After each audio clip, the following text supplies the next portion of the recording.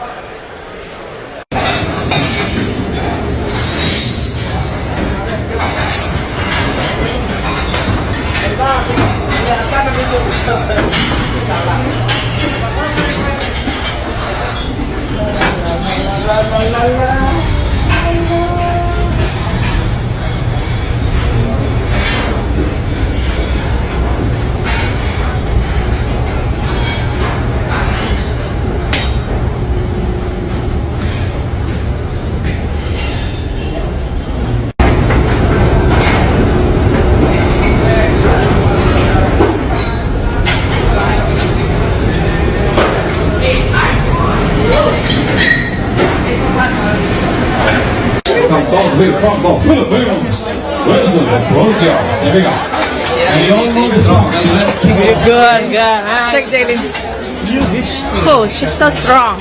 And that, ladies and gentlemen, is why you tip.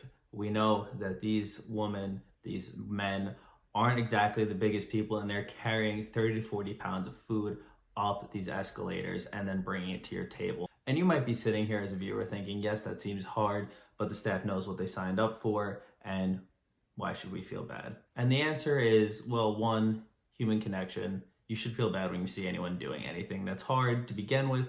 But 2, it's about the staff's longevity.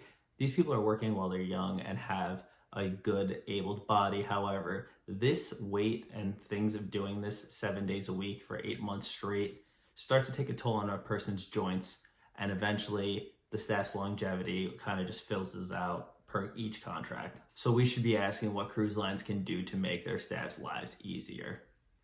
Royal Caribbean has implemented a cart program so that their waiters can just put the food on carts, cart their way up, and then wheel the food to each table, which definitely takes a lot of pressure off of the wait staff when it comes to being able to hold these trays from the galley to a person's table and really cuts down on the physical labor. So after doing some research on Carnival and their waitstaff, I decided to do a deeper dive in to see what the staff actually thinks about Carnival itself. I found a bunch of reviews from former employees, and they all state that these waiters are working anywhere from 10 to 12-hour shifts, 7 days a week, for a minimum of 8 months at a time. That is an insane amount of time to actually work, especially with not a single day off. I get mentally and physically exhausted after working for 5 days for 9 hours a day. I can't imagine what these people do without a single day off. It is worth noting though that you can actually impact these workers' days off. Whenever you get a survey after your cruise and they ask if there's anyone that stood out to you, you can write the person's name down and they will be rewarded for making your vacation and standing out with a day off. So when you get those surveys in the email, please fill the surveys out. It might not seem like a very big task for you, but it really can change a person's life on board the ship. Another thing that I found really interesting with the Carnival waitstaff is that after a long day's worth of work and they want to just go home and chill, they don't have any privacy. The cabins they stay in are super small and they have to share it with a roommate. I can't imagine having to come home from a long day of work, wanting to chill, then just to have to climb onto a top bunk that's a single bed, and then there's no daylight. It really would drive me mad not being able to have sunlight. After a long day's worth of work, you have to get up, do it again, and you have to put a smile on because you're gonna have to greet passengers and be front facing. These workers really are a special breed of people, and it's because of them we can enjoy our vacations. But it really begs the question, where do we draw the line? Because these workers are doing all of this so they can send money home, and we always expect the cheapest possible vacation when we look at cruises. And there has to be a supply and demand shift because these workers aren't getting paid that much, and cruise rates haven't really rose in the last 10 years, even though everything else has been super inflated recently. The current CEO of Carnival gets paid $9 million a year, and compared to them, the people who make the ships actually work and go day in and day out, smiles, facing all the customers, are getting paid pennies on the dollar compared to that CEO. So I'm gonna leave you with this question that I wanna see in the comments. What can we do as consumers to make the lives of the people working on these ships better? Do we have to pay a little bit more so these workers get compensated more? Do we have to ask for these mega ships that are being built to have some sort of sunlight?